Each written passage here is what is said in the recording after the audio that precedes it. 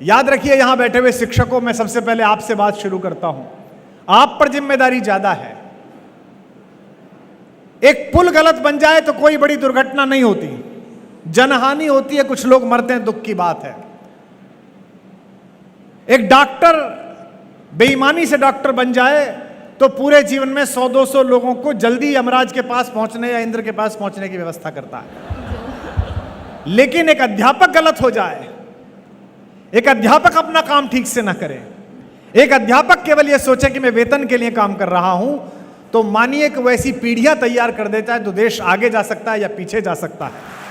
कौटिल्य के अध्यापकों, आपके पास जिम्मेदारी ये नहीं है कि कौटिल्य एकेडमी 30 साल कैसे चलेगी, 40 साल कैसे चलेगी। आप पर जिम्मेदारी ये है कि आपके यहां जितने बच्चे आए, चाहे वो सेलेक्ट हों चाहे ना हो, वो जिंदगी से भरे हुए और भारत के प्रति उत्तरदायित्व से भरे हुए पैदा हो।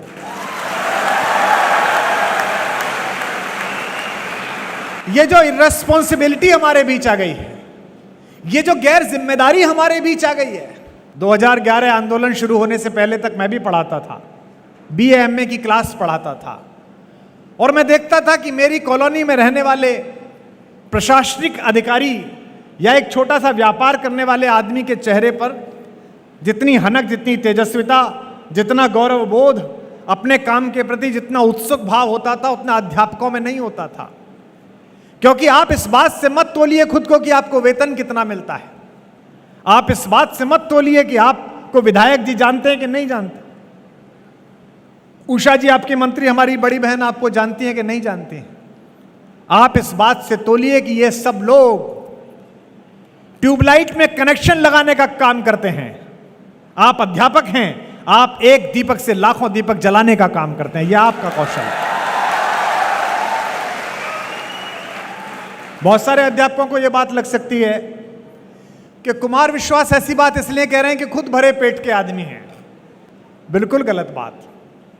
अर्थ से किसी बात की अर्थवत्ता तय नहीं होती, पैसे से किसी बात की चीजें तय नहीं होती हैं। और अगर अर्थ से चीजें तय होती तो यहां हिस्ट्री तो सब लोग पढ़ते हो, इतिहास तो सब लोग पढ़ते हो।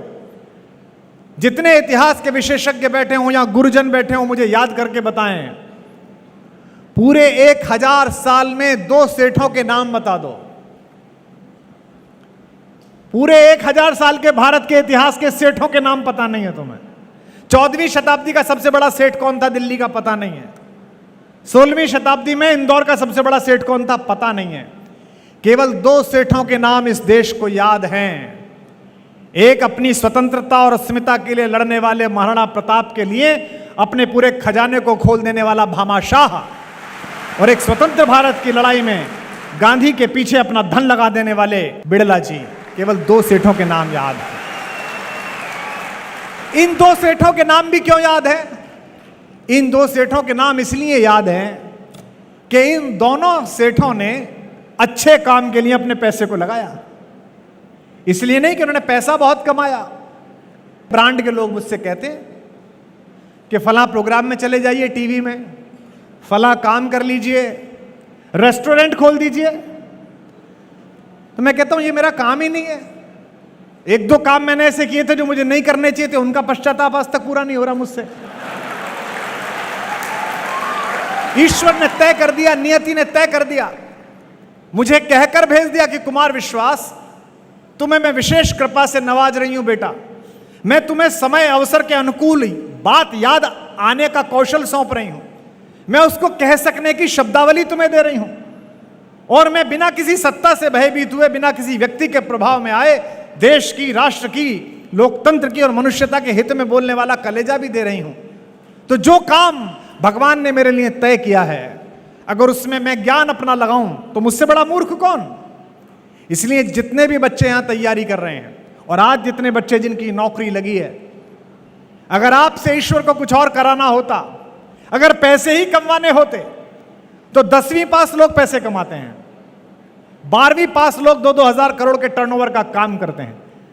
आपको पढ़ा लिखा कर कौटिल्य एकेडमी में आपने 1 साल भर पढ़ाई की, 2 साल पढ़ाई की, इसके बाद आपको जज इसलिए बनाया गया है, इसके बाद आपको SP इसलिए बनाया गया है, इसके बाद आपको कलेक्टर इसलिए बनाया गया है कि इंदौर के किसी कोने में, देवास के किसी कोने में भारत के किसी कोने में जहां आपकी नौकरी लगे, वहां एक छोटी सी ढाणी में भी रहने वाला एक आदमी, झोपड़ी में रहने वाला आदमी भी जब आपके द्वार पर न्याय मांगने आए तो इस कौटिल्य अकादमी की शिक्षा याद रखना। मुझे आश्चर्य होता है, आईएएस के घर में पैसे निकले तो एक हफ्ते तक तो गिनती लग गई। एक हफ्ते तक गिनती हुई, नोट नहीं गिने गए।